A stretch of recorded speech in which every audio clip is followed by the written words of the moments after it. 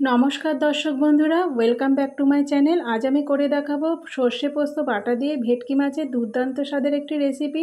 ভেটকি মাছ ছোট থেকে বড় কম বেশি সবাই পছন্দ করেন, তাই এই সুন্দর মাছটি দিয়ে সুন্দর একটি রেসিপি আজকে আপনাদের সামনে শেয়ার করব।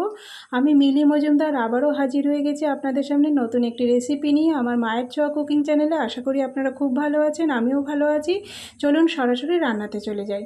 একটা বাটিতে 4 চামচে 2 চা চামচ পোস্ত, 1 চা চামচ সাদা সর্ষে, 1 চা চামচ কালো সর্ষে নিয়ে আমি একটু জল দিয়ে ভিজিয়ে রেখে দেবো 10 মিনিটের জন্য। তাতে কী হবে, পোস্ত আর সর্ষেটা খুব সুন্দরভাবে নরম হয়ে যাবে আর পেস্ট করতেও খুব ভালো হবে। তো জল দিয়ে দিয়েছি, একটা চামচ দিয়ে ভালো করে ঘেটে 10 মিনিট রেখে দেবো। 10 মিনিট বাদে আমি এটাকে ভালো করে পেস্ট করে নেব। চলুন পরের স্টেপে চলে যাই। একটা মাছ পরিষ্কার করে ধুয়ে জল ঝরিয়ে একটা থালায় নিয়ে নিয়েছি। এবারে স্বাদ অনুযায়ী লবণ দেবো আর হলুদ দেবো, দিয়ে ভালো করে মাখিয়ে দেবো। মাখিয়ে 10 মিনিট রেখে দেবো। তাতে কী হবে, মাছের মধ্যে লবণটা ঢুকে যাবে, মাছটা কিন্তু খেতে ভালো হবে। আর এই 10 মিনিটের মধ্যে চলুন আর একটা ঘোল করে নিই। মশলার ঘোল রান্নাতে কাজে লাগবে। একটা বাটিতে নিয়েছি, বাটির মধ্যে 4 চামচের 1/2 চা চামচ হলুদ। যেহেতু সর্ষে পোস্তর রান্না, তাই হলুদ একটু কম দেওয়াই ভালো, আর না দিলেও চলে, তো আমি একটু হলুদ দেব। আর দিয়েছি 4 চামচের 1/2 চা চামচ জিরে, স্বাদ অনুযায়ী লবণ, আর দেবো কালারের জন্য কাশ্মীরি লঙ্কার গুঁড়ো। কাশ্মীরি লঙ্কার গুঁড়ো আপনারা অ্যাভয়েড করতে পারেন, তো আমি এখানে একটু দিলাম। দিয়ে একটু জল দেবো, নর্মাল জল, কোনো গরম জল নয়। তো দিয়ে একটা চামচ দিয়ে ঘেটে একটা সাইডে রেখে দেবো, রান্নাতে আমার কাজে লাগবে। তো হয়ে গেছে, আমি চামচ একটা সাইড করে রেখে দিলাম। চলুন গ্যাস ধরিয়ে গ্যাসে কড়াই বসিয়ে দিই। কড়াই বসিয়ে দিয়েছি, কড়াইটা ভালো করে গরম করে কিছুটা সর্ষের তেল দিয়ে দিলাম। তেলটা একদম ভালো করে গরম করে নিতে হবে। তেলটা ভালো করে গরম হয়ে গেছে, দেখুন তেলের কালারটা চেঞ্জ হয়ে গেছে, খুব ধোঁয়া উঠছে। গ্যাসটা একদম লো করে মাছগুলো ছেড়ে দিতে হবে। একবারে সব মাছ ভাজা যাবে না, ধাপে ধাপে মাছগুলো ভেজে নেব। হালকা ব্রাউন করে ভাজবো, খুব ডিপ ফ্রাই করবো না, খুব হালকাভাবেও ভাজবো না। ঠিক এইভাবে মাছগুলো ভেজে তুলে নিতে হবে। যারা এই মুহূর্তে আমার ভিডিওটা দেখছেন, একটা লাইক করে ভিডিওটা কন্টিনিউ করুন। আপনাদের একটা লাইক পরবর্তী ভিডিও বানাতে আমাকে অনেকটা উৎসাহ করে। প্লিজ একটা লাইক করে পুরো ভিডিওটা সঙ্গে থাকুন। প্রথম ধাপের মাছ ভাজা হয়ে গেছে, ঠিক ওইভাবেই পরবর্তী মাছগুলো আমি ভেজে নেব।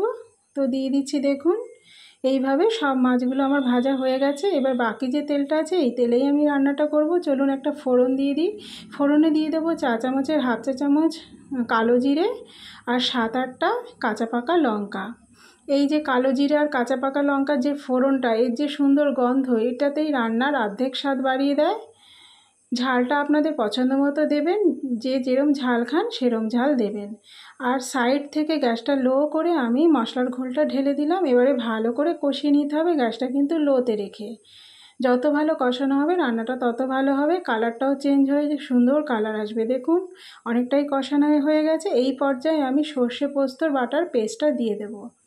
গ্যাসটা কিন্তু লোতেই রাখতে হবে, লো টু মিডিয়াম করে আমার মশলাটা পুরো কষাতে হবে। তো দিয়ে দিয়েছি, আবারও ভালো করে কষিয়ে নিতে হবে।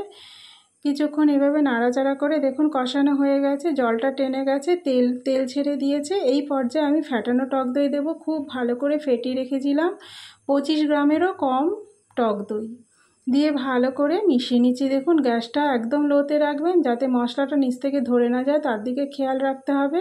তো ভালো করে কষানো হয়ে গেছে, তেল ছেড়ে গেছে। তো এই পর্যায়ে এসে আমি কিন্তু কিছুটা বাটি ধোয়া জল দিয়ে দেবো।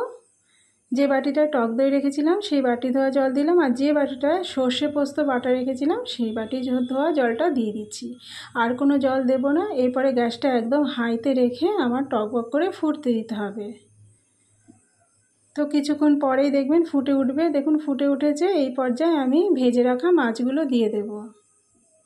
ভেটকি মাছ খুব নরম মাছ, মাছটা দিয়ে কিন্তু বেশি নাড়াচাড়া করা যাবে না, আস্তে করে মাছগুলো দিতে হবে। মাছটা কিন্তু হালকা করে ভাজবেন না, আমি যেভাবে ভেজেছি ঠিক সেইভাবেই ভাজবেন। হালকা করে ভাজলে ভেঙে যাওয়ার সম্ভাবনা থেকে যাবে। তো সব মাছগুলো দেওয়া হয়ে গেছে, মাছগুলো একটু চুবিয়ে দিলাম এর মধ্যে, দিয়ে ঢাকা দিয়ে রেখে দেবো 10 মিনিটের জন্য মিডিয়াম ফ্লেমে।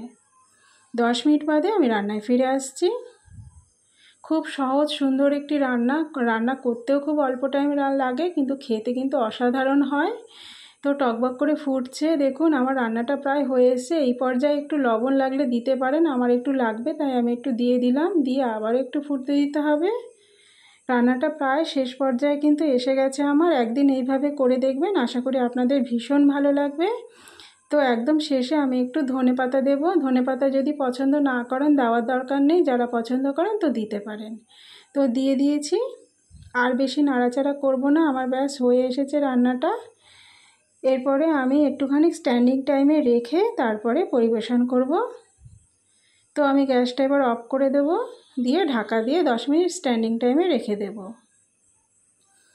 তো বন্ধুরা, আমার রান্নাটা কেমন হয়েছে অবশ্যই একটা কমেন্টে জানাবেন, ভালো লাগলে একটা লাইক করে দেবেন। আর আমার এই রান্নাটা যদি ফেসবুক পেজ থেকে দেখে থাকেন পেজটা ফলো করবেন, ইউটিউব থেকে দেখে থাকলে চ্যানেলটা সাবস্ক্রাইব করে দেবেন, পাশে থাকা বেল আইকনটি প্রেস করে দেবেন, তাহলে আমার আপলোড হওয়া নতুন ভিডিও নোটিফিকেশান সবার আগে আপনাদের কাছে পৌঁছে যাবে।